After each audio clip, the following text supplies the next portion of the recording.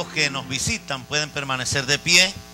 Amigos, amigas, hermanos de otra iglesia, los que por primera vez están con nosotros, que han decidido congregarse con nosotros.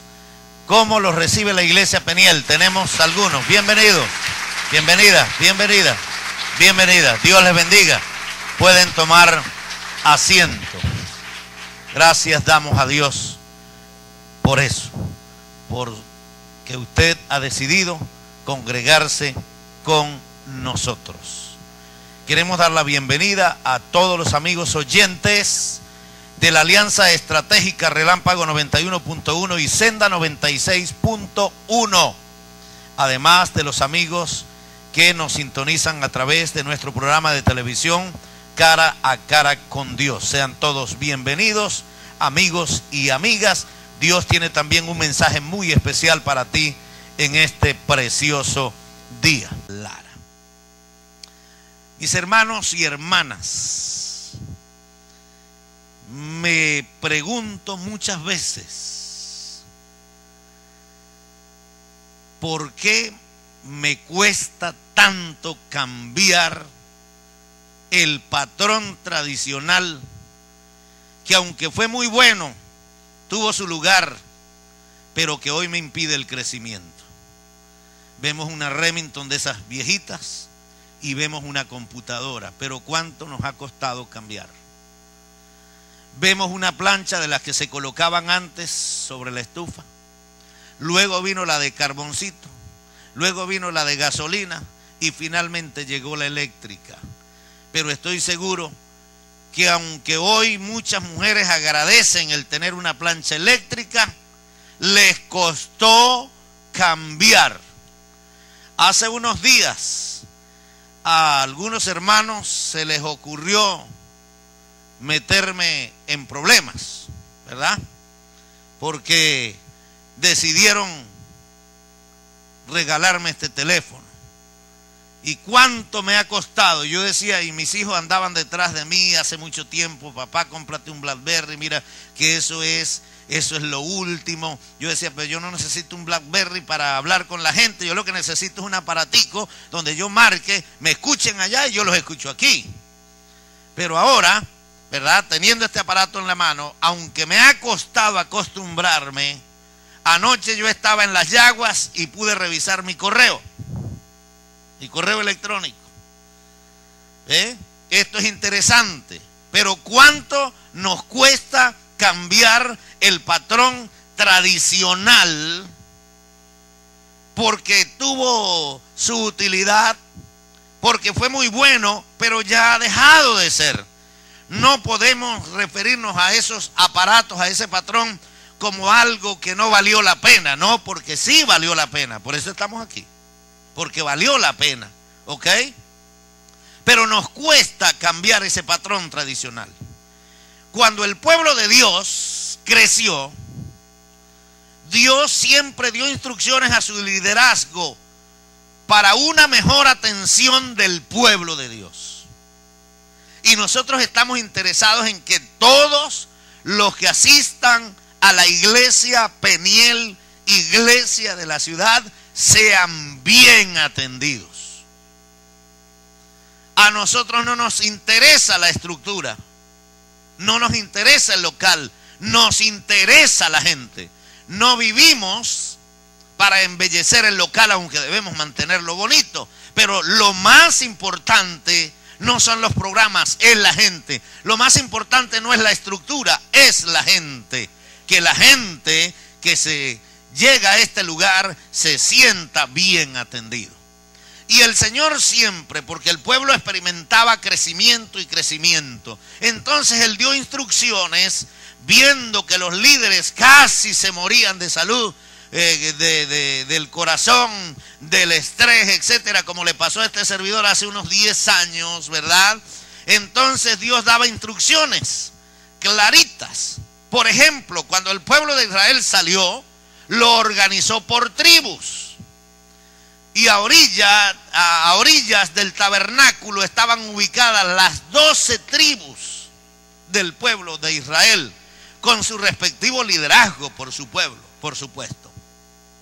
Pero el pueblo siguió creciendo. Y entonces, como el pueblo crecía, aunque estaban divididos en tribus, a Moisés le tocaba solo el trabajo. Y nos dice la Biblia en Éxodo capítulo 18, versículo 21, que a través del sabio Jetro, el suegro de Moisés, Dios le ordenó a Moisés que organizara el pueblo que crecía vertiginosamente en el desierto, que lo ordenara por grupos. Dice la Biblia en Éxodo 18, 21, además, escoge tú de entre todo el pueblo varones de virtud, temerosos de Dios, varones de verdad, que aborrezcan la avaricia, y ponlos sobre el pueblo por jefes de millares, de centenas, de 50 y de 10. ¿Qué les parece? El pueblo era inalcanzable, no se podía atender. Moisés estaba muriendo y Jetro le dice: mira, si sigues en ese tren te vas a morir. Y fue lo que pasó conmigo hace aproximadamente 10 años. Estuve a punto de morir. ¿Ok? Trabajo y mucho trabajo. Y por supuesto se presenta el estrés, se presenta la situación de salud. Pero el pueblo siguió creciendo y creciendo y creciendo. Se hacía inalcanzable la atención. Entonces Dios le dijo a Nehemías que lo organizara por familias. Las familias estaban separadas. Las familias estaban cada uno en su lugar, el hombre trabajando en la obra, la mujer allá con sus hijos en la casa, etcétera, en la tienda de campaña, etcétera. Pero entonces Nehemías, viendo el peligro y la debilidad que tenía el pueblo para enfrentarse al enemigo, dice la Biblia en Nehemías 4:3, entonces por las partes bajas del lugar, detrás del muro y en los sitios abiertos, puse al pueblo por familias, con sus espadas, con sus lanzas, con sus arcos. ¿Qué le parece? Porque la familia debía ser bien atendida, y nosotros queremos que las familias de la iglesia Peniel sean bien atendidas, porque seguimos creyendo que la familia es la célula fundamental de la sociedad y tenemos que atenderla.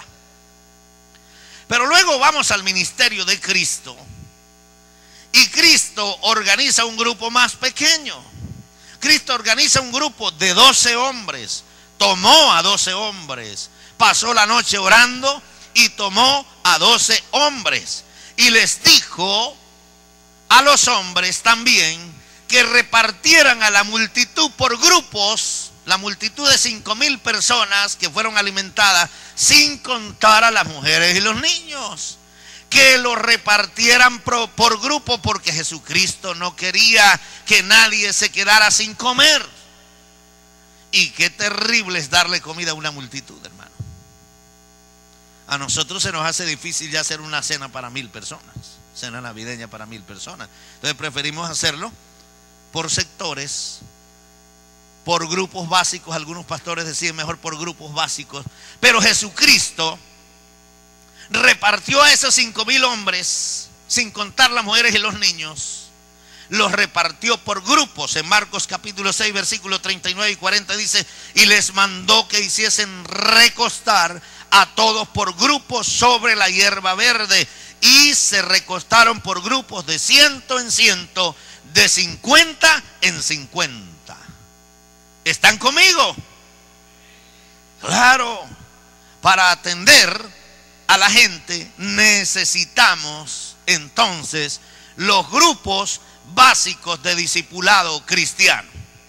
Los grupos pequeños, querido hermano y querida hermana, fueron la estrategia de la iglesia del primer siglo. Lamentablemente, cuando la iglesia se casó con el Estado, bajo, vamos a utilizar la palabra de hoy, bajo la presidencia de la República de Constantino en el año 313, viendo Constantino que el pueblo de cristianos, el pueblo de Dios, crecía vertiginosamente y estaban arrollando al imperio, entonces decide decretar que el cristianismo es la religión del imperio. Y Constantino comienza a construir templos y saca a la iglesia de los hogares, como era en el primer siglo, en la iglesia de Jerusalén, en las primeras iglesias del Nuevo Testamento. La saca de sus hogares y la mete en un templo, y la iglesia entonces perdió el crecimiento que traía. Fue una estrategia del diablo para encerrar a la iglesia.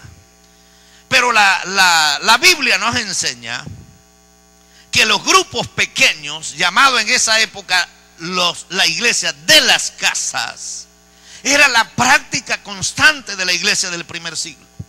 Nos dice en Hechos capítulo 2 versículo 42: y perseveraban en la doctrina de los apóstoles, note, en la comunión unos con otros, en el partimiento del pan y en las oraciones.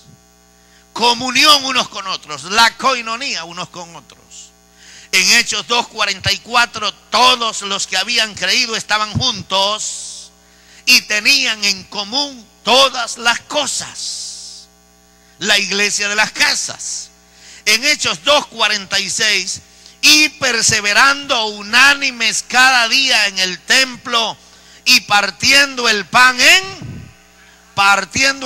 en las casas. Dile a su hermano que está al lado: en las casas.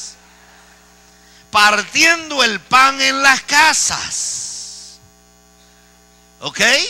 Los hermanos no solamente se visitaban para orar, sino que decían: mira, hermano, vente a tomar un cafecito con nosotros y un pedazo de pan, aunque sea, pero vente, yo quiero que nos acompañes.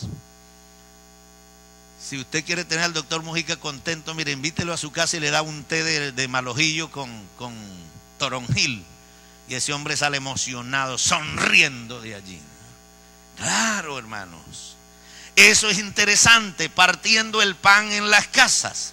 Luego en Romanos capítulo 16, versículo 5 dice: saludad también a la iglesia de su casa, hermanos. En 1 Corintios capítulo 16, versículo 19 dice: las iglesias de Asia os saludan. Aquila y Priscila con la iglesia que está en su... ¿Dónde estaba la iglesia? La iglesia de las casas, mi querido hermano. Luego en Colosenses capítulo 4, versículo 15 dice: saludad a los hermanos que están en la Odisea y a Ninfas y a la iglesia que está en su casa. Están aprendiendo. Y luego en Filemón capítulo 2, versículo 2 dice: y a la amada hermana Apia, menos mal que no era Galvis, a la amada hermana Apia y a Arquipo, nuestro compañero de milicia, y a la iglesia que está en su... ¿Dónde estaba la iglesia? Hermano, ese fue el tren de crecimiento de la iglesia del primer siglo. Los grupos pequeños, lo que nosotros llamamos grupo básico de discipulado cristiano. Grupo básico de discipulado cristiano. El reverendo Francisco Liévano define los grupos básicos de discipulado cristiano como lo siguiente: una alternativa que contribuye a la evangelización de la ciudad y al crecimiento numérico y espiritual de la iglesia. Una alternativa que contribuye a la evangelización de la ciudad y al crecimiento espiritual de la iglesia. Un programa para el desarrollo integral del creyente. Es decir, la iglesia crece, pero el creyente se desarrolla también porque está poniendo en práctica su liderazgo, sus dones. Ese es grupo básico de discipulado cristiano. No lo llames células, llámelo grupo básico de discipulado cristiano. No quiero escuchar más que en la iglesia se dice: no, yo pertenezco a la célula tal. No, yo me congrego, yo me reúno, yo pertenezco al grupo básico de discipulado cristiano,